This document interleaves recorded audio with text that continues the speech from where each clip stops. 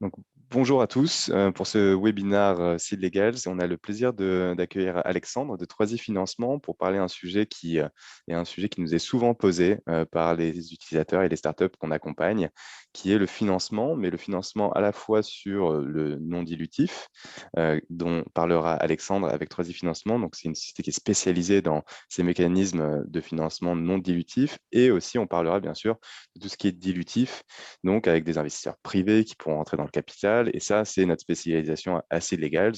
Donc, Seed Legals, pour ceux qui ne connaissent pas, et vous présenter ça en quelques mots. Donc, on est une plateforme SaaS qui permet de digitaliser l'ensemble des opérations sur le capital, que ce soit le financement sous forme de BSR par exemple, sous forme d'augmentation de capital de manière classique, de gérer vos actionnaires avec vos tables de capitalisation, les registres d'actionnaires, et également de pouvoir partager votre capital avec vos salariés, mais aussi avec des advisors. Et donc, on digitalise et on génère de manière automatique l'ensemble de la documentation juridique liée à tout ça. On a plus de 35 000 startups sur la plateforme et on en est fiers. On a lancé en Angleterre au début. En France, ça fait 2 ans qu'on est lancé. On a plus de 200 utilisateurs qu'on a accompagnés également. On est à Station F et on a lancé tout récemment Hong Kong et Singapour. Donc, on s'internationalise et on est aujourd'hui, en tout cas, ravis de pouvoir parler de ce sujet du financement qui nous tient à cœur et notamment de pouvoir échanger, donc, comme je le disais, sur ces deux domaines qui sont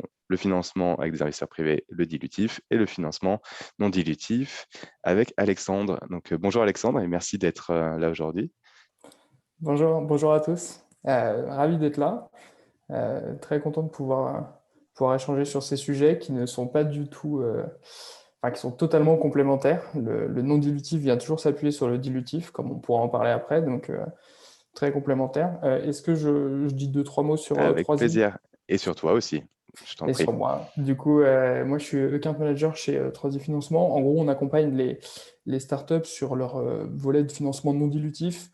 Trois grandes contreparties qu'on adresse généralement, qui vont être BPI France, les régions, collectivités territoriales et les banques traditionnelles qui commencent de plus en plus à se placer sur le créneau startup via des services innovation dédiés.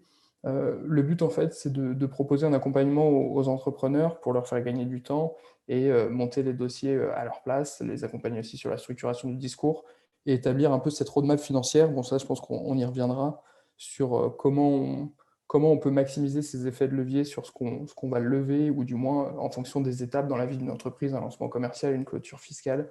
Qu'est-ce qu'on peut faire à ce moment-là pour obtenir du financement non dilutif. Et du coup, 3i, on a un cabinet de conseil. On est aujourd'hui pas loin de 70. Donc, on a toute une équipe. Et les 3i, en fait, représentent les trois verticales qu'on adresse. L'innovation sur plutôt le financement des dépenses techniques, de l'accélération des lancements commerciaux. International pour ce qui va être aide à l'export. Et investissement, qui est un bien grand mot pour la partie bancaire et aussi les relations qu'on peut avoir avec des organismes qui vont plutôt s'intéresser au dilutif.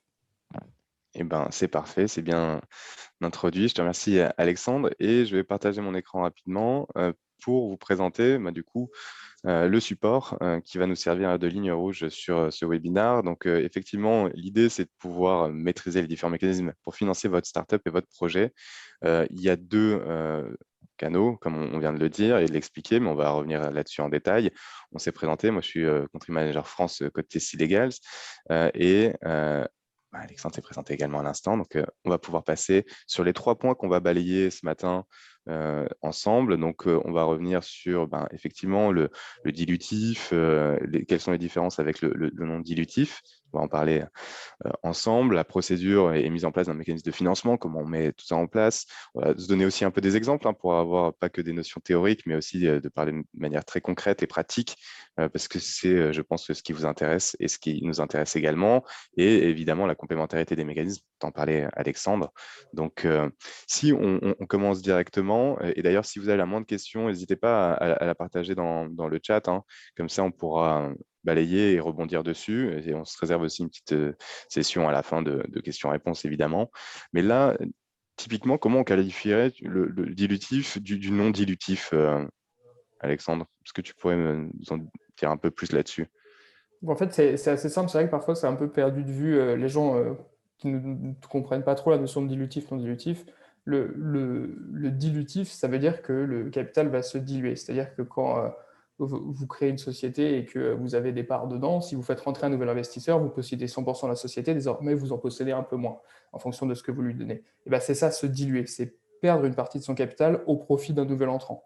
Donc un mécanisme dilutif, c'est quelqu'un qui va rentrer au capital. Un mécanisme non dilutif, c'est toute subvention ou dette, ce n'est pas une entrée au capital. Pour le coup, c'est un produit qui ne va pas donner des droits de vote ou du droit à l'information ou aux dividendes dans une société. Exactement. Et pour ça, vous le voyez, il y a donc ces deux piliers comme on peut les voir ici. On reviendra sur la complémentarité parce elle est claire et évidente et c'est toute l'idée justement de ce webinaire. Mais comme vient de le dire Alexandre, la partie dilutive, donc nous, c'est sur quoi on se concentre chez Sealegals et on vous permet justement de générer la documentation relative à ces financements de manière dilutive. Et c'est quoi? C'est effectivement, comme tu l'as dit Alexandre, faire rentrer de nouveaux investisseurs privés qui vont prendre du capital. Donc en contrepartie de l'investissement que ces investisseurs vont injecter dans la société, ils auront une part de la société. Donc, ce sera quoi? Ce sera sous forme d'actions qu'ils auront souscrit. Donc là, on le voit, soit sous forme d'augmentation de capital, soit sous forme de mécanisme de BSR. Donc ça, c'est quoi la différence entre l'un et l'autre? On peut voir un petit peu là aussi les principales différences et similitudes qu'on observe avec le BSR et l'augmentation de capital. Mais au final, l'augmentation de capital, quand on parle de dilutif, c'est quoi? C'est que la société va émettre de nouvelles actions et les investisseurs qui vont rentrer au capital, eux vont souscrire à ces nouvelles actions. Donc, ils vont les acheter. Ils vont les acheter à un prix donné. Donc, quand on dit ils vont investir, je ne sais pas, 100 000 euros dans le capital sous forme d'augmentation de capital, ça veut dire qu'ils vont acheter, eux, des actions à un prix donné euh, pour un montant total de 100 000 euros, ce qui forcément aura vocation à valoriser la société. Donc, vous allez fixer votre valorisation à ce moment-là de la société par le biais de cet investissement. La différence assez importante par rapport à l'autre mécanisme de BSR, qui est aussi un mécanisme dilutif, parce que également vos investisseurs auront du capital en contrepartie de cet investissement, mais la différence avec l'augmentation de capital, qui est un peu plus classique, entre guillemets, c'est qu'ils n'auront pas ces actions tout de suite, ils les auront lors d'un prochain événement qui sera un prochain tour de financement, une augmentation de capital. Donc, là, tout ça pour dire qu'il existe différents mécanismes dilutifs et non dilutifs. On voit un petit peu les différences ici. Je ne vais pas revenir en détail là-dessus parce que ce n'est pas tant l'objet de notre webinaire. On en a d'autres, hein. On a beaucoup de contenu sur la plateforme en termes de ressources et qui vraiment sont spécifiques au BSR, la différence avec une augmentation capitale. Mais on le voit aussi après avec ce qui est là non dilutif. Ce qui peut être non dilutif aussi, c'est par exemple, ou alors des quasi-fonds propres. Là, de ce qu'on le voit à côté, c'est les comptes courants d'associés. Parce que les comptes courants d'associés, ça peut être aussi quelque chose que vous, en tant que fondateur, vous allez apporter à la société, mais de vos fonds propres. Donc, vous, de vos économies, que vous allez prêter à la société. Et c'est une logique de dette. C'est une logique de dette donc, qui entre la société, donc c'est la société qui vous doit de l'argent à vous en tant qu'associé parce que vous avez apporté de l'argent. Et là, la particularité aussi avec ces comptes courants d'associés, c'est que ça peut être hybride. C'est soit la société peut vous rembourser, soit vous pouvez éventuellement aussi pouvoir les convertir en actions à l'occasion d'un prochain événement, par exemple une augmentation de capital ou autre. Et c'est un peu cette logique aussi avec l'obligation convertible. L'obligation convertible, pareil, côté investisseur, ça permet de pouvoir soit se faire rembourser avec une logique de dette, soit de pouvoir convertir en actions plus tard. Voilà, là, on observe ces différents mécanismes entre le dilutif ou le quasi-dilutif, si on veut, c'est du quasi-equity, quoi. Ça emprunte entre de la dette et aussi quelque chose qui peut être converti en action. Mais on voit un peu les outils qui sont le panel côté dilutif de ce qui est à votre disposition, vous, en tant qu'entrepreneur, et quand vous développez un projet. Donc, vous avez la possibilité, bien sûr, vous, d'apporter un peu d'argent, soit en capital tout de suite, soit en compte courant d'associés. Vous pouvez faire appel ensuite à des investisseurs privés et donc pouvoir les faire entrer au capital directement sous forme d'augmentation de capital et ils investissent dans la société et ils rentrent au capital, ça valorise la société, c'est l'augmentation de capital. Ou vous pouvez aussi les faire rentrer, entre guillemets, donc les faire investir tout de suite, mais les faire rentrer un peu plus tard au capital. Et ça, c'est la logique du BSR, voire de l'obligation convertible également. Mais en early stage, ce qu'on observe, nous, dans les centaines d'opérations qu'on réalise sur la plateforme, et c'est ce que tu peux observer aussi, Alexandre, en les accompagnant, souvent, ce qui est choisi au tout début du projet, c'est souvent le BSR parce que c'est assez flexible et tu ne fixes pas de valorisation. Mais la question qui est posée, on y reviendra, c'est l'effet de levier effectivement sur ce que tu peux faire avec du non dilutif et notamment au-delà du non dilutif compte courant d'associé. Où, ouais, effectivement, si tu as de l'argent pour apporter au projet, tant mieux, mais tout le monde n'a pas cette chance. Donc, tu as plusieurs leviers et notamment, tu as le levier, OK, tu as des investisseurs privés, mais tu peux faire appel aussi à des subventions. Et celle qui me vient et qui est souvent, en tout cas, utilisée par les porteurs de projets, c'est la bourse French Tech, mais il n'y a pas que ça. Il y en a plein d'autres, hein. Alors, au début d'une société, c'est vrai qu'il y a surtout un mécanisme de subvention qui s'applique. Euh, la grosse subvention dont on parle toujours, c'est la bourse French Tech, c'est celle qui est la plus connue, c'est celle qui est donnée par BPI. Elle finance des développements techniques, elle est totalement dans l'air du temps sur ce qu'on veut aujourd'hui financer d'un point de vue startup. Euh, un autre mécanisme qui est intéressant et qui peut notamment permettre d'avoir cette bourse French Tech, c'est la partie prêt d'honneur. Les prêts d'honneur qui sont délivrés par des organismes. Alors en Ile-de-France, il y en a en plus qui n'est pas dans le reste de la France, mais qui est assez connu aussi, qui est Wilco.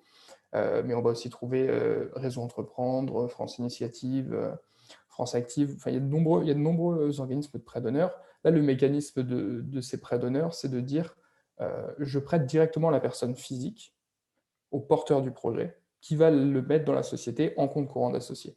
C'est un mécanisme un peu particulier qui nécessite par contre que quand vous créez la société, il faut la créer avec votre nom propre. Il ne faut pas la créer via une holding, sinon ça ne peut pas fonctionner. D'accord. Par contre, c'est vraiment un super mécanisme quand on peut l'obtenir. Ça reste lié, comme tous ces mécanismes non dilutifs, à un système de comité. Enfin, vous passez c'est pas un concours, mais vous retrouvez dans un système où vous devez défendre votre dossier et être accepté ou non. Mais par contre, c'est un super mécanisme parce que c'est celui qui permet de débloquer pour des sociétés ou pour des personnes qui auraient trop peu d'argent à investir dans leur société et que ce ne serait pas suffisant pour obtenir une subvention. Parce qu'il faut, comme on disait tout à l'heure, il faut toujours se dire que le non dilutif vient en appui du dilutif. Ce que vous mettez dans votre société, c'est ce qui débloque la partie non dilutive. BPI, c'est vrai qu'on a souvent tendance à se dire je crée une société et BPI va pouvoir me subventionner. Mais la réalité, c'est que les mécanismes font que si vous créez une société et que vous mettez 100 euros dedans, jamais BPI vous donnera une bourse French Tech de 30 000 euros. Du coup, dans ces cas-là, la seule solution, c'est soit faire rentrer des investisseurs, soit remettre de l'argent vous-même. Dans certains cas, c'est très difficile de faire rentrer des investisseurs tout début, et pour vous, c'est peut-être pas possible de remettre de l'argent. C'est là que vous rentrez les prêts d'honneur en jeu.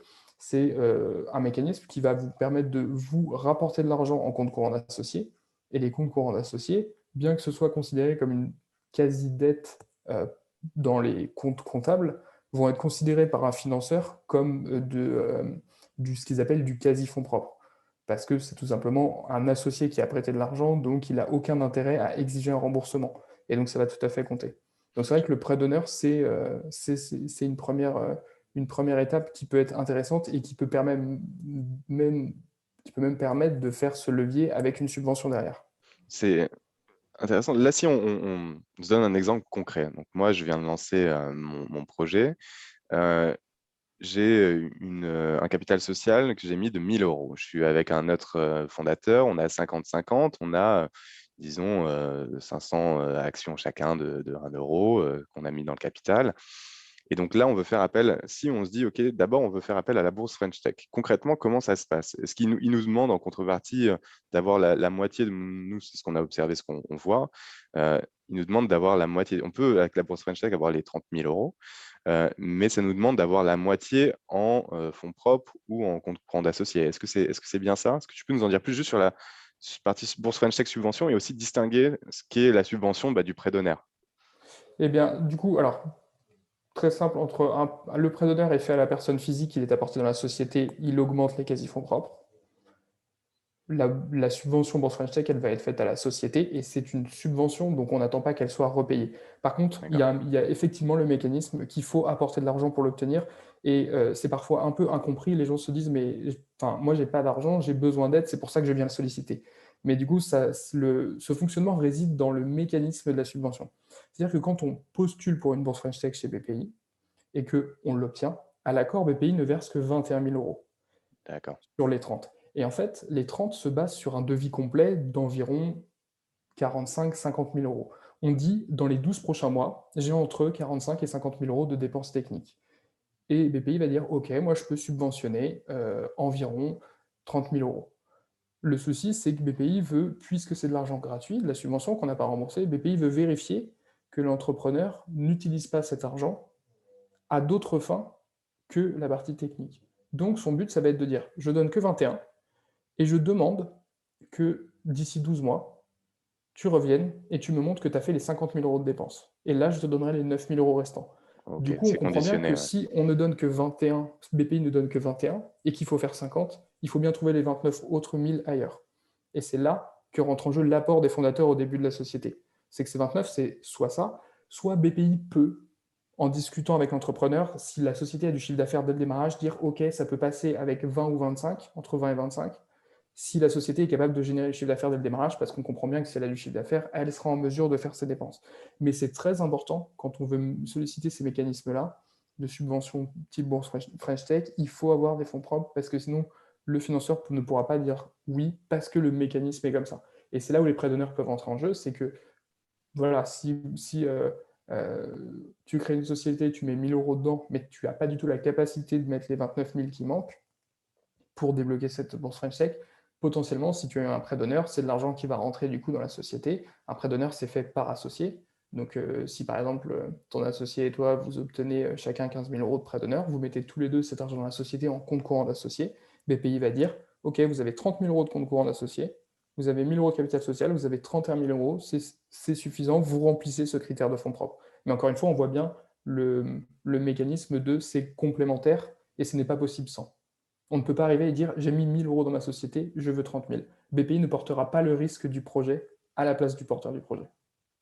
C'est effectivement ce qu'il faut bien préciser parce que l'idée, c'est d'appuyer. BPI a vocation à appuyer et ça, c'est très juste ce que tu viens de dire. Ils ne vont pas porter le risque à la place des entrepreneurs et quelque part, heureusement, hein. Et sur effectivement l'aspect aussi pratique, combien de temps ça met généralement pour bénéficier justement de la bourse French Tech et après, si tu as la logique aussi de prêt d'honneur, comment ça se passe? Est-ce que tu peux rentrer un peu plus dans les modalités pratiques? Alors, quand on veut obtenir une subvention à Bourse French Tech, il faut déjà prendre contact avec BPI pour être mis en relation avec un chargé d'affaires innovation qui va préqualifier la demande, qui va vous dire, bon ben voilà, vous allez expliquer le projet, ce que vous mettez dedans, etc. Et qui va vous dire tout de suite s'il pense que oui, vous pouvez obtenir une subvention. Dans ce cas-là, s'il vous dit Ce oui, serait basé sur quels critères, ça? alors, les critères sont des critères très simples. C'est un peu ce qu'on a déjà un peu évoqué. Combien il y a de fonds propres actuellement? Ok. Est-ce qu'il y a des fonds propres dans la société?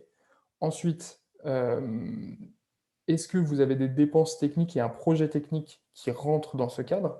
Le but de la bourse French Tech, c'est de financer de la faisabilité technique. C'est de financer un projet sur les 12 prochains mois environ, qui va coûter environ 50 000 euros, mais qui est également techniquement challengeant. Le but, c'est de faire sauter des verrous techniques. C'est vrai que si vous créez quelque chose de très simple, de déjà fait assez facilement, euh, de plusieurs manières que ce soit, BPI va souvent avoir une réticence. Leur but, c'est d'aider des sociétés qui ont un vrai risque, un vrai verrou technique à lever.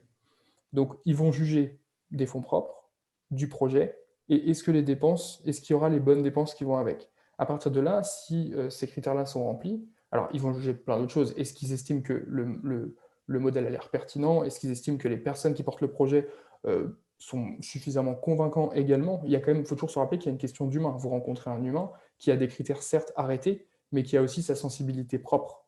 Donc il faut toujours se rappeler qu'on converse avec des humains, pas avec un robot qui va dire OK, cocher, pas cocher. Donc il y a quand même toute une partie de discussion qui s'installe. Et une fois que ce rendez-vous a été fait et que le chargé d'affaires BPI a dit OK, déposez un dossier, vous devez déposer un dossier.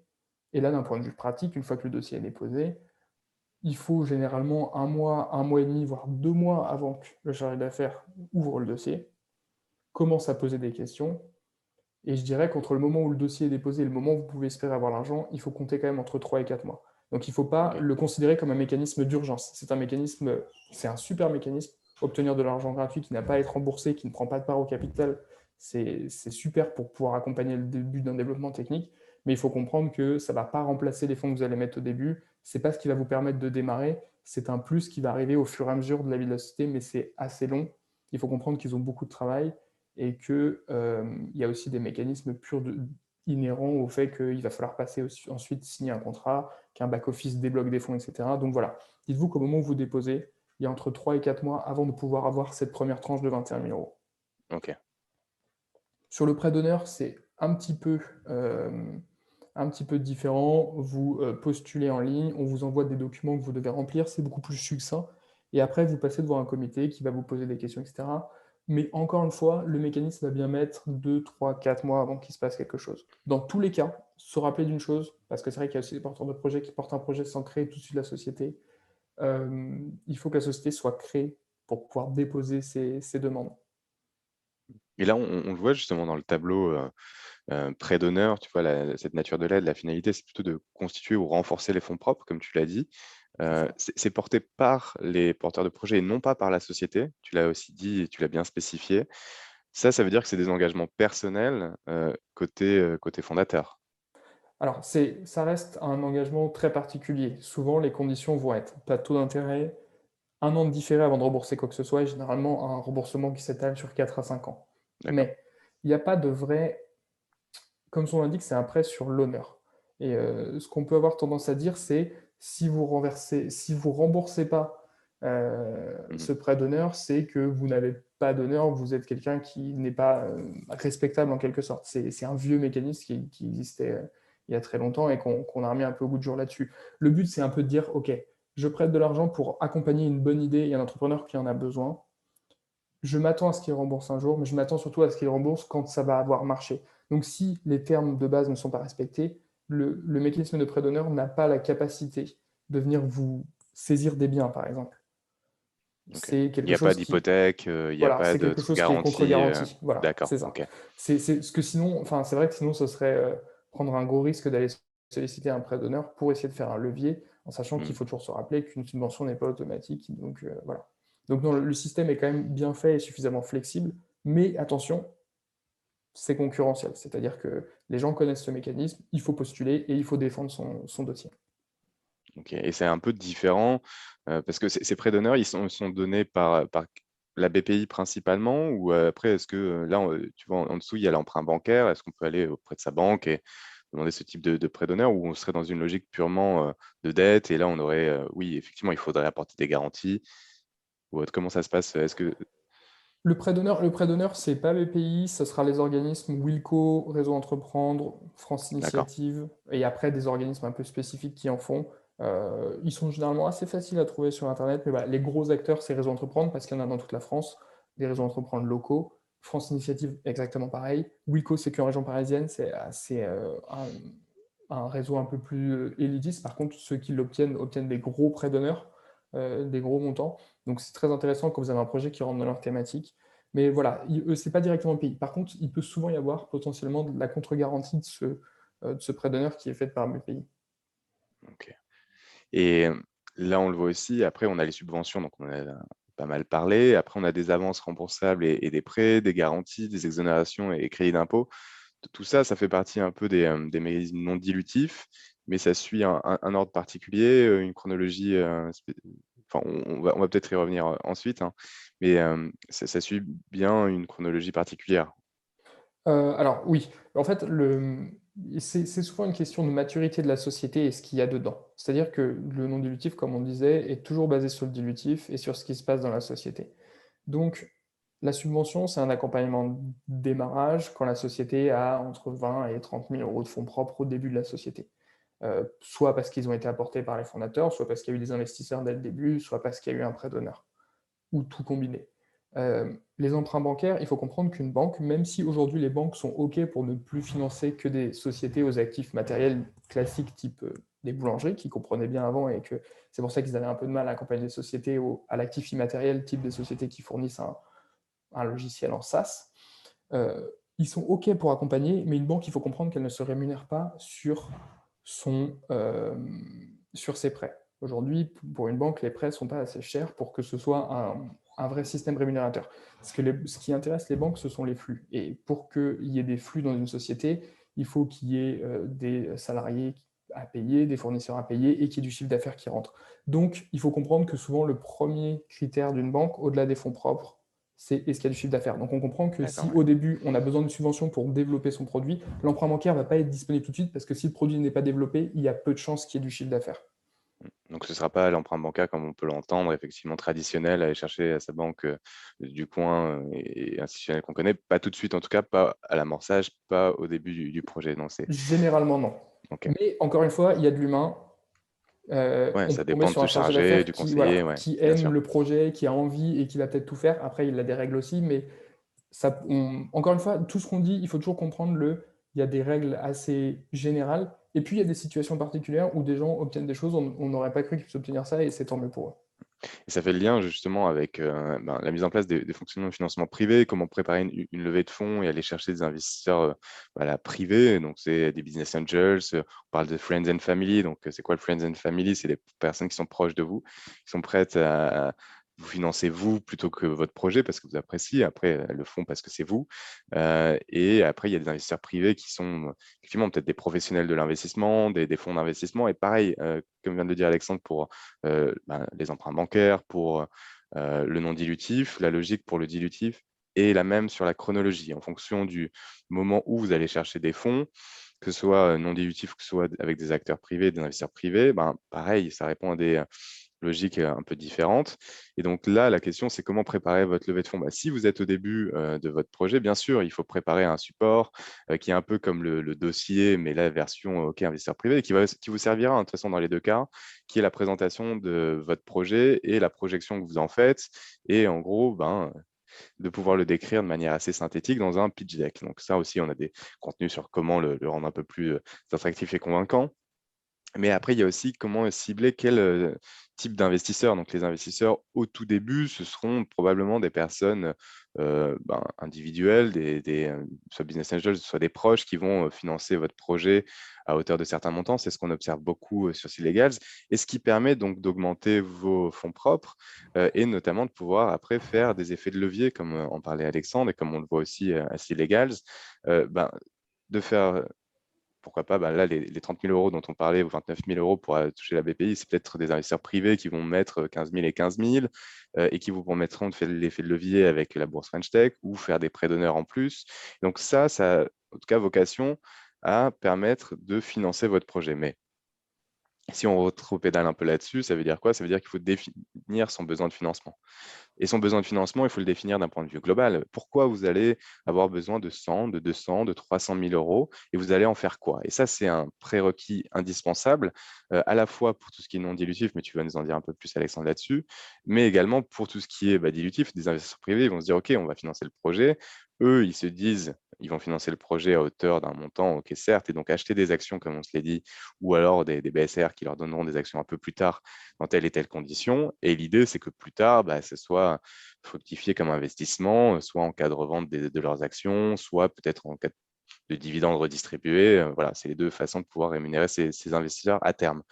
Mais bref, tout ça pour dire qu'effectivement, il faut qu'il y ait une vision assez claire sur votre besoin de financement, à quoi ça va vous servir, peut-être pour vos premiers recrutements, pour payer je sais pas, des freelances pour développer votre MVP et faire appel à des développeurs externes avant de les internaliser peut-être un peu plus tard avec une levée de fonds plus conséquente. Enfin bref, tout ça, c'est ce qu'il faut que vous décriviez dans votre pitch deck et aussi que vous clarifiez vis-à-vis de vos investisseurs ou alors de vos prêteurs.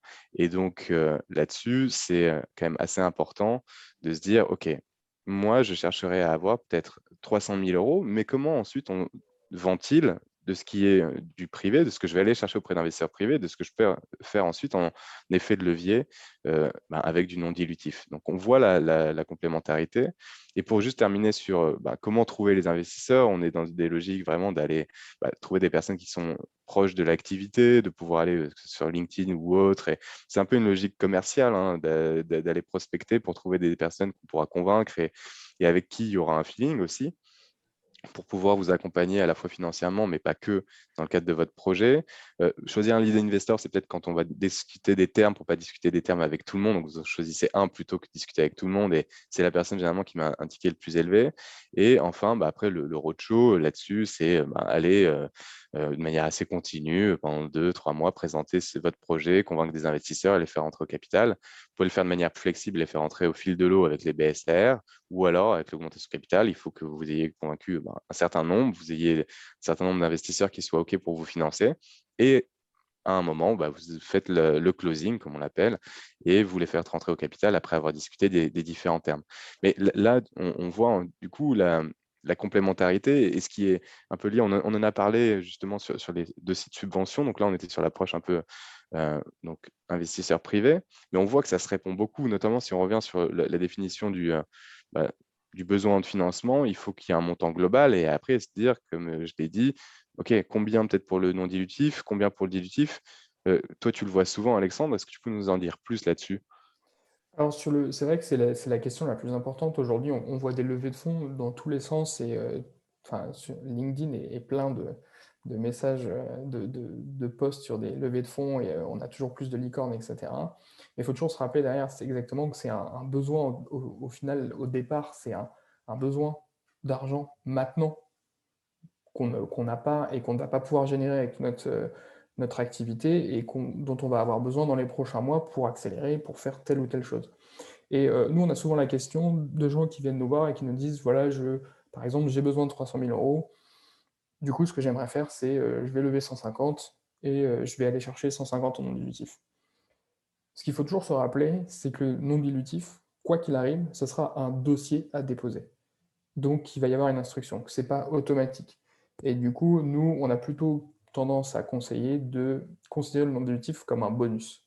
C'est-à-dire, vous avez besoin de 300 000 euros, vous êtes capable de les lever, vous êtes capable de trouver des investisseurs, levez-les. Alors, c'est plus facile de ma position de dire ça, puisque moi, je ne me dilue pas, je n'ai pas cette attache à l'entreprise, évidemment. Mais ce qu'il faut se dire, c'est que si vous avez absolument besoin, que le besoin en financement est bien défini, que vous avez besoin, par exemple, de 300 000 euros, eh ben, levez-les. Et tout ce que vous aurez en non dilutif en plus est du bonus. Et la réalité, c'est que sur le non dilutif, on entend souvent cette règle du 1 pour 1. Le 1 pour 1, on lève 1 euro, on peut avoir 1 euro financement non dilutif. Elle n'est vraie qu'au tout début, sur la subvention Bourse French Tech. Si vous mettez 30 000 euros, vous pouvez obtenir 30 000 euros si le dossier passe. Encore une Mm. fois, toujours se rappeler qu'il y a une logique d'instruction. Mais cette règle, elle n'existe plus après parce qu'un financeur non dilutif a aussi besoin de gérer son risque. Et donc, si une société elle a levé 300 000 euros de fonds propres, il ne va pas être capable seul de venir mettre 300 000 euros. En tout cas, ce n'est plus quelque chose que l'on voit actuellement. Donc, ce qu'il faut se dire, c'est que c'est toujours du bonus. Après, il faut toujours le considérer comme un super bonus, c'est que si vous levez 300 000 euros et que vous obtenez par-dessus 150, 200 000 euros de non dilutif, c'est de l'argent qui va soit vous permettre d'aller plus vite, soit de tenir plus longtemps. Mais dans tous les cas, si vous allez plus vite ou vous tenez plus longtemps, si un jour vous devez à nouveau lever des fonds, il y a de grandes chances que votre valorisation aujourd'hui est plus haute. Donc en fait, c'est toujours un bonus en plus qui vous permettra de moins vous diluer dans le futur. Sur la partie subvention, le montant à présenter pour demander une subvention ou du moins un accompagnement non dilutif, il faut se dire que c'est question de ce que l'on demande et ce à quoi on est éligible. Il faut éviter la dissonance entre je viens pour demander une bourse French Tech, par contre mon budget c'est 150 000 euros que je dois dépenser. Parce que BPI va vous regarder et va dire bah, vous avez 30 000 euros, on peut vous donner 30 000 euros, ça fait 60, comment vous faites pour faire les 90 qui restent? Donc il faut le définir aussi par rapport à ce que vous allez demander. Il faut essayer de calibrer ça. Après, toujours se rappeler qu'encore une fois, il y a une conversation avec un humain au final, et donc il y aura des conseils de sa part si vous passez directement par eux. Nous, on vous expliquera aussi si vous passez par nous, mais c'est-à-dire que dans tous les cas, on va vous aider à affiner le montant. Sur la question, je vois comment choisir entre une aide régionale et une aide nationale, Mm. ça va vraiment dépendre de ce que l'on vise. Et ça rebondit aussi sur la question de Nicolas qui nous l'a posé dans le Q&A, qui est-ce qu'on peut cumuler des dispositifs? Il donnait l'exemple donc des prêts d'honneur et Bourse Franchek. Et donc pareil, est-ce que tu pourrais cumuler donc ces différentes aides régionales, nationales? Alors oui, alors sachant qu'il y a toujours un critère de fonds propres un peu dit disponible. C'est-à-dire que si aujourd'hui vous mettez 30 000 euros dans la société et que vous obtenez une bourse French Tech de 30 000 euros, et qu'ensuite vous allez voir la région Île-de-France pour obtenir autre chose, la région Île-de-France, en fonction de ses mécanismes, peut regarder et dire ok, vous avez 30 000 euros, mais la réalité aujourd'hui, c'est que vous avez déjà une bourse French Tech de 30 000 euros. Donc je considère que ces fonds propres sont euh, activés sur autre chose. Ouais, ils sont Et déjà c'est quelque... utilisés pour la bourse French Tech, donc il en Voilà. reste plus pour de nouvelles subventions ou de nouveaux mécanismes. Ils ne sont plus en quelque sorte disponibles. Et du coup, c'est D'accord. toujours un enjeu aussi des sociétés qui s'endettent, c'est que parfois, ça peut leur fermer. Si vous êtes une société et vous avez la possibilité de vous endetter dès le début de la société, vous pouvez aussi vous mettre à risque de ne plus être éligible à ces subventions. Donc c'est pour ça que c'est très important d'établir sa roadmap financière dès le début et de se dire qu'est-ce que je vais mettre, qu'est-ce que je vais lever, qu'est-ce que je vais aller chercher, parce que ce cumul, il n'est faisable mais que dans un certain ordre et selon certaines règles. Donc si par exemple vous voulez absolument obtenir une subvention, euh, n'allez pas chercher un prêt en même temps, parce que BPI le verra, par exemple, si c'est BPI le premier financeur, et donc, ils vous diront, bah, pour nous, ce n'est pas possible. Vous avez certes 30 000 euros, par exemple, de fonds propres, mais si vous êtes endetté à hauteur de 50, pour nous, vous n'avez pas de fonds propres disponibles sur lesquels on peut se placer. Donc, les cumuls sont faisables, mais attention, il y a toujours cette notion de fonds propres. Et ça répond aussi un peu à la question, donc au dernier point, à quel moment on doit se lancer. Donc, toi, là, ce que tu recommandes, Alexandre, c'est ben, essayer de définir la roadmap financière le plus tôt possible euh, et après de se lancer en fonction justement de cette roadmap là. Est-ce que c'est le cas? Ouais. On dit toujours, moi, ce que je conseillerais toujours à un entrepreneur, c'est avant de se lancer, ou bon, s'il est lancé, c'est comme ça, mais en fait, de parler avec le maximum de gens qui peuvent l'aider. Il y a très peu d'endroits où, quand vous parlez, il y a très peu de cabinets qui sont sur un système d'avocats où on vous facture une heure. Je veux dire, si nous, vous venez nous parler, on vous donnera tout ce qu'on sait et tous nos conseils. On n'est pas là pour emprisonner les gens, on n'est pas là pour faire de la rétention d'informations. Pareil pour des cabinets, par exemple, qui font de la fiscalité d'innovation sur le crédit d'impôt, les statuts de jeunes entreprises innovantes, etc.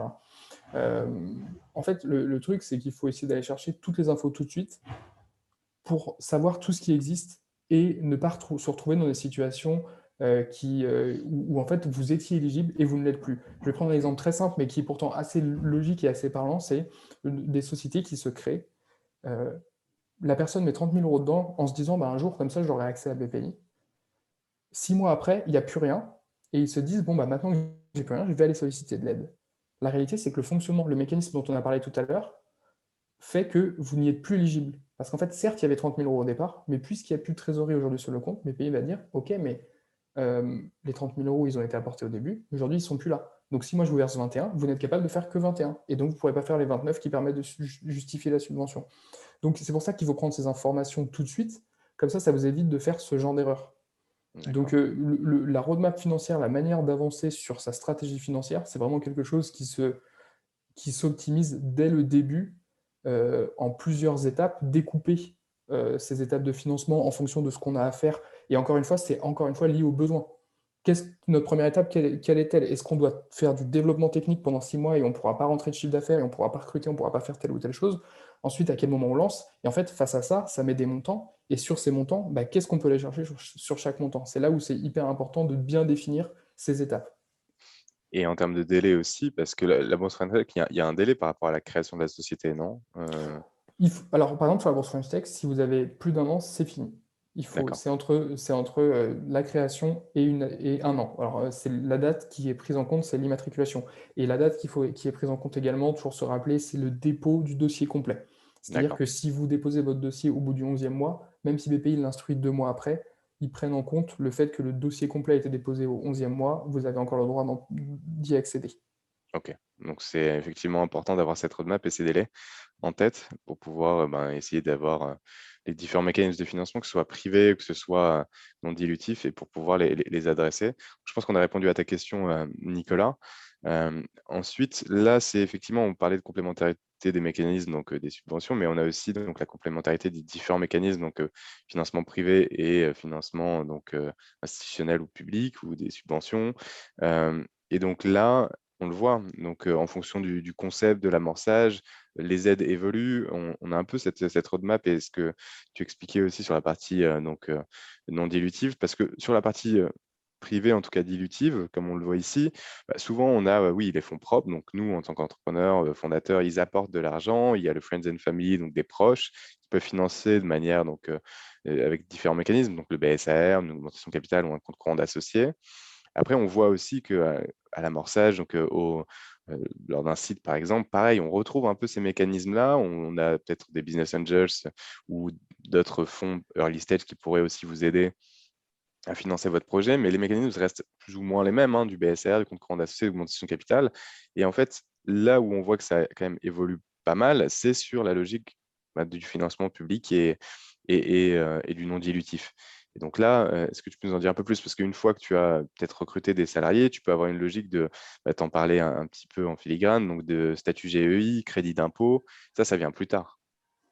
Alors, le statut GUI, nous, on n'est pas des spécialistes de fiscalité et d'innovation, donc je ne vais pas m'étendre Ouais, bien dessus pour sûr. éviter de dire des bêtises. Le statut GUI, par contre, vous pouvez l'avoir dès le début, ça dure normalement 7 ans, c'est une réduction sur les charges patronales Hmm. quand vous payez. Il faut toujours se rappeler d'un truc, quand vous budgétisez, entre le salaire brut que vous annoncez à votre salarié que vous allez payer, lui, il va voir que son net après impôt, mais la réalité, c'est que la société, elle va payer le brut plus des charges patronales. Et le statut JUI, pour les sociétés, donc jeunes entreprises innovantes, euh, pour les profils techniques et les fondateurs, vous allez avoir une réduction de ces charges patronales. Ce qui fait que à un salaire équivalent en brut, la société va payer un peu moins cher au total. Donc c'est un statut très intéressant qui est disponible dès le début d'une société. Donc ça, c'est quelque chose qui est déclaratif, qui est faisable.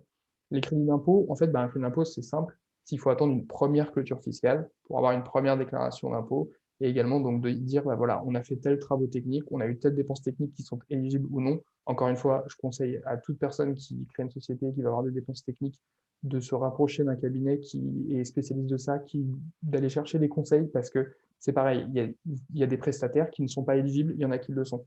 Donc, si vous voulez obtenir ce mécanisme, il y a un intérêt à le savoir dès le début, avant même de choisir un prestataire technique.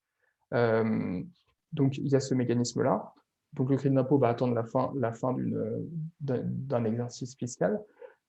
Sur la partie publique, les aides, on va dire, type subvention, emprunt, etc., Oui, en fait, c'est une question, encore une fois, de taille d'entreprise, où est-ce qu'on en est. Au début, on va plutôt être sur de la subvention. La société n'a pas trop la capacité de s'endetter, puisqu'elle ne génère pas forcément de chiffre d'affaires, parce qu'elle est absolument pas rentable, parce qu'elle est sur une phase de démarrage, peu de fonds propres.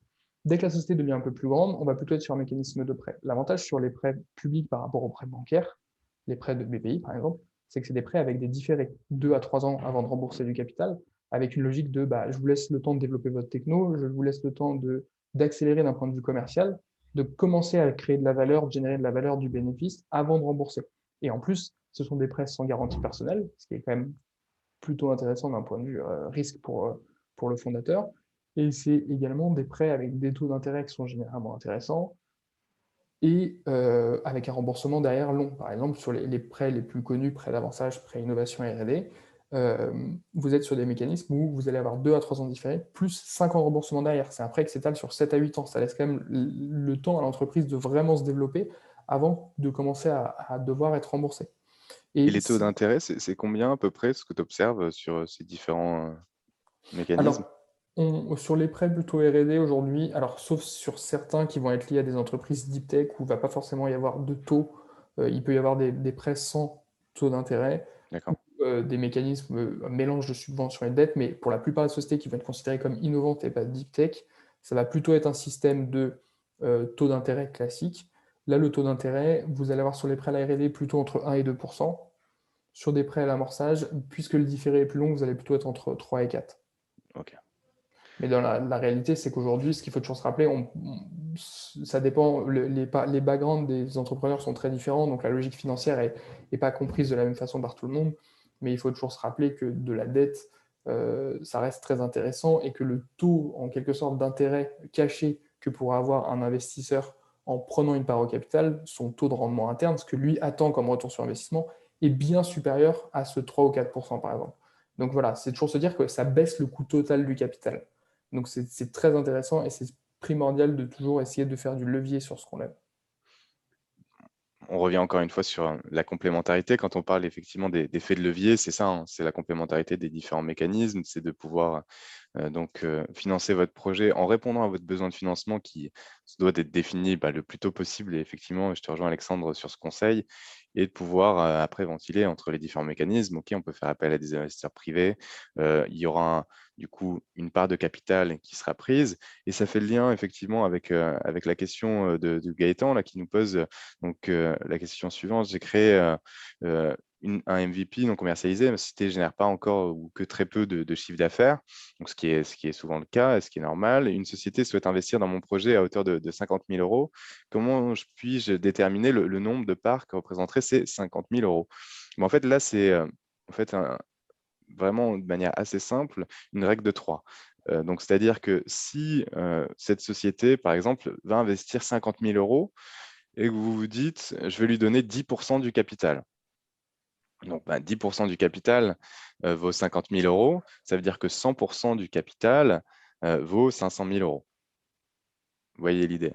Donc, ces 500 000 euros, ça représente la valorisation de la société au global, des 100%.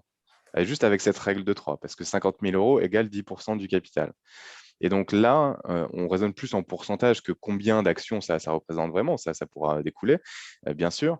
Mais ne serait-ce que si on revient sur l'exemple, c'est que 50 000 euros contre 10% du capital, on est sur une valorisation globale de 500 000 euros, mais cette valorisation globale de 500 000 euros, c'est ce qu'on appelle la valorisation post-monnaie, c'est en comprenant les 50 000 euros investis. Et eux, les investisseurs, ils investissent sur la valorisation pré-monnaie. Donc, on a juste à enlever le montant investi de la valorisation post-monnaie qu'on vient de définir à 500. Donc, on enlève les 50 000 euros des 500 000, on tombe sur 450 000 euros. Donc, ils investissent, là, dans l'exemple qu'on vient de se donner, sur une valorisation de 450 000 euros.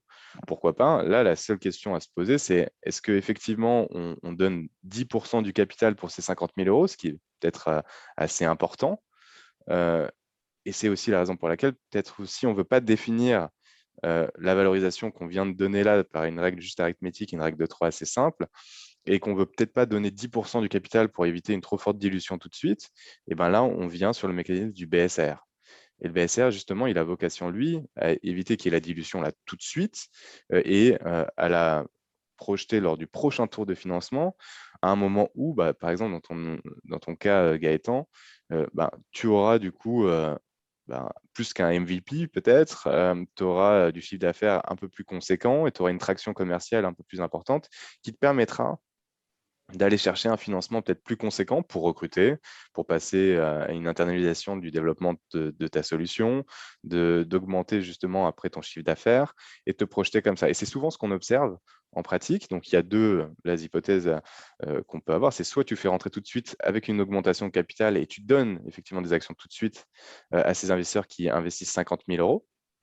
Et après, effectivement, comme on se disait avec Alexandre, tu peux potentiellement aller chercher du non-dilutif en plus avec ce bonus dont tu parlais, Alexandre. Et donc là, si on reprend cet exemple, s'il y a 50 000 euros qui a investi, soit sous forme d'augmentation de capital, soit sous forme de BSAR, le BSAR aussi, tu peux faire un effet de levier.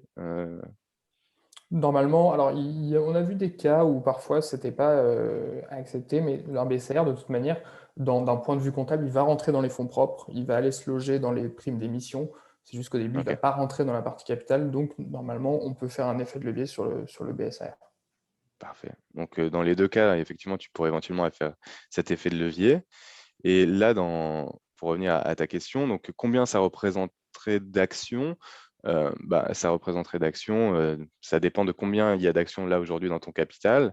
Et après, ce sera des actions nouvelles qui seront émises, mais sur la valorisation qu'on vient de définir, si tu leur donnes 10% du capital, par exemple. Donc, c'est ça la manière dont tu peux réfléchir. Et évidemment, nous, si les gars, on a vocation, comme tu disais aussi, Alexandre, à vous donner ces informations, vous donner l'outil en plus sur la partie génération documentaire, gestion de la table de capitalisation, pour que toutes ces questions soient hyper claires, notamment celle que tu t'es posée là. OK, j'ai un investisseur qui veut investir 50 000.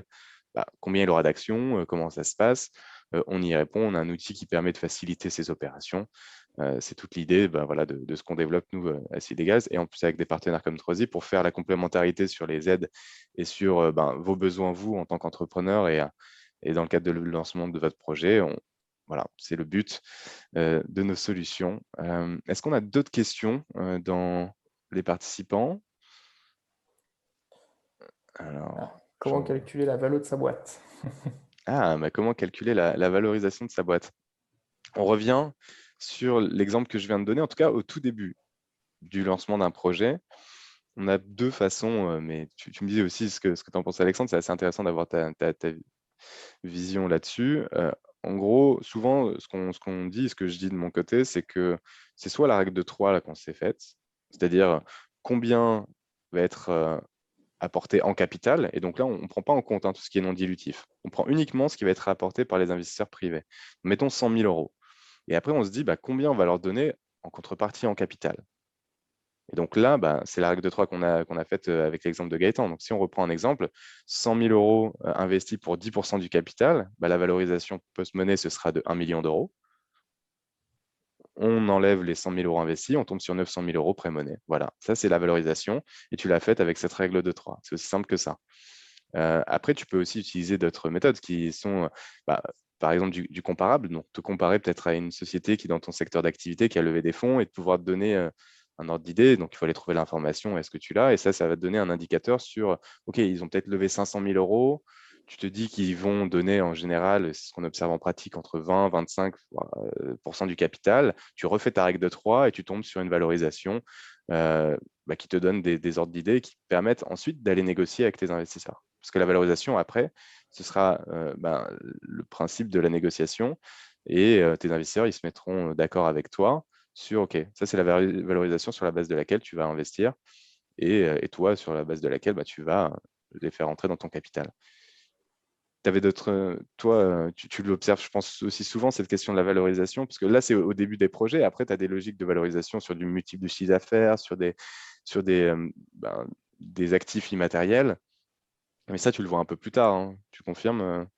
Généralement, oui. En réalité, ce qu'il faut comprendre, et c'est souvent la réponse que je mets, je vais peut-être y répondre directement comme ça, c'est sur la règle de 3, c'est vraiment ce truc de valeur pré-monnaie plus le montant du... ah non, De ça l'envoie l'investissement. peut-être... Ah, je vais mettre ici. Plus le montant de l'investissement qui donne en fait la valeur post-monnaie que l'on veut rechercher. En fait, il faut comprendre qu'au début d'une société, il y a vraiment un enjeu de quand la société est toute neuve et surtout quand l'activité est innovante, qu'elle est nouvelle, c'est très difficile de trouver des comparables et c'est plus une question de négociation avec la personne que vous Ouais. avez en face réellement que pure valorisation. Les systèmes, on a toujours essayé de rationaliser la valorisation par des calculs un peu complexes, etc. Ça fonctionne pas trop mal sur des grandes sociétés où on a des années d'expérience derrière, où on a plein de chiffres, où on a une société qui est plus stable. C'est quasiment impossible à appliquer sur une société nouvelle. Encore plus, comment être comparé à une autre société si ce qu'on fait est totalement nouveau. Du coup, c'est surtout une question de négociation avec votre investisseur. Et cette règle revient toujours. Du coup, pré-monnaie plus le montant de l'investissement de cet investisseur égale poste. Et du coup, après, ce montant de l'investissement sur la valeur post-monnaie vous donne combien vous êtes dilué. Ces négociations, en fait, un investisseur, il va arriver, s'il vous dit, je mets 100, par exemple, toi, tu disais, par exemple, 50 000 euros. Si l'investisseur, il vient avec 50 000 euros, il sait qu'il n'est pas là pour prendre 100% de la boîte. Parce que dans tous les cas, tu restes le porteur du projet. Donc, il a besoin que Si tu c'est le sois... cas, il faut dire non et fuir, hein, Voilà. et lui dire merci, j'en veux pas des 50 000 euros. Mais dans ces cas, il est peut-être pas très intelligent parce que généralement, sur une nouvelle société comme ça, la valeur de la société, elle n'est pas dans ses actifs, elle n'en a pas. La valeur, elle tient au fondateur, à ce qu'il est capable Complètement. d'apporter, à ce qu'il a en tête. Et du coup, il sait que s'il prend déjà plus de la moitié, logiquement, il y a beaucoup moins de chances que ça t'intéresse de porter le projet autant. Le but, c'est quand même de tenir la personne impliquée. Donc lui, de lui-même, il sait qu'il va prendre une fraction. La réalité, c'est qu'après, ça va être une négociation. Lui, peut-être, il va arriver, il va dire, moi, avec 50 000 euros, je veux 30. Et toi, tu vas peut-être dire, je veux 20. Je veux que ce soit pas plus de 20. Et du coup, vous allez devoir négocier sur où est-ce que ça tombe. Et c'est là que ça te donne ta valeur. Mais en fait, elle est souvent plutôt, surtout au début d'une société, plutôt le reflet d'une négociation entre ton investisseur et toi. Combien toi tu ne veux, à combien ce n'est plus possible pour toi de perdre plus de capital, et lui à combien il veut au minimum rentrer. Donc c'est vraiment, et du coup, c'est encore une fois, on reviendra du coup à cette équation. C'est en fonction de combien t'es prêt à lâcher en quelque sorte de ton capital, Ouais. et combien lui, il veut absolument prendre au minimum en apportant ce qu'il apporte, que tu obtiens le montant de la valeur de ton capital. Mais en réalité, c'est difficile d'arriver avec une valorisation prédéfinie et de dire c'est ça, parce que c'est très difficile à justifier au début d'une société. Et ça, c'est, comme tu l'as dit, par rapport au pourcentage que vous serez prêt à donner à cet investisseur en contrepartie de ce qu'il apporte. Et pareil, comme tu viens de le dire, Alexandre, tu trouves ce compromis et vous mettez d'accord et OK, c'est parti. C'est ton partenaire financier. Euh, nous, il y a de la donnée, on a énormément de données sur la plateforme et on a ces tendances. Et par exemple, une personne qui viendrait, comme tu as dit, Alexandre, il vient, j'apporte 50 000 euros, je veux 60% du capital. Ça, c'est une tendance qui est, en gros, enfin, n'existe pas en pratique, quoi. C'est juste malvenu de la part de l'investisseur qui n'a peut-être pas une très bonne connaissance de comment investir dans des sociétés assez jeunes. Et si bah, vous acceptez, c'est que bah, vous n'êtes pas non plus au courant des pratiques et des tendances. Donc, il y a effectivement généralement, si c'est un investissement au départ, comment on va fixer cette valorisation? Donc, on revient sur cette règle de 3. On revient aussi sur, donc tant mieux si on a répondu à la question Gaëtan, mais effectivement, sur les projections, sur le BP, ça c'est le pitch deck. Hein, on revient sur ces questions sur les projections financières, ce qui permet de se dire, OK, quelle est la promesse et quelle est en gros la projection et aussi l'ambition qui est la vôtre. Donc, le potentiel de votre boîte, c'est aussi ce qui va permettre de convaincre votre investisseur. Et donc, vous vous mettez d'accord sur une valorisation. Mais après, si justement au début, comme tu l'as dit justement, Alexandre, on mise sur les fondateurs, c'est vraiment plus du qualitatif que du quantitatif. On n'a pas trop de chiffres, etc. Donc, c'est la raison aussi pour laquelle la pratique a mis en place la logique du financement en BSR qui permet de financer maintenant en vue d'un prochain tour qui, lui, permettra d'arrêter une valorisation avec des notions plus quantitatives et avec peut-être un peu plus de maturité du projet qui permet là d'être cohérent sur une valorisation à arrêter, même si on reprendra un peu ces mêmes logiques de méthodologie de valorisation. Mais voilà un peu l'idée. Et donc, je pense qu'on arrive un peu au terme de ce webinaire. Merci beaucoup, Alexandre, pour l'échange et pour ta participation. Je ne sais pas si vous avez une dernière question à nous poser. Sinon, je pense que on peut se souhaiter une bonne journée. On peut aller voguer à nos occupations. Et en tout cas, merci à tout le monde. Merci aux participants. Merci pour vos questions. J'espère que ça a été utile. Encore merci à toi, Alexandre. Et puis, si vous voulez nous joindre, donc 3i Financement, vous avez Alexandre et puis le site. Nous, chez Seedlegals, donc pareil de mon côté ou sur seedlegals.com. On est là, on répond à vos questions. Passez une bonne journée. À très bientôt. Merci beaucoup à tous. Au revoir. Merci, au revoir. Salut.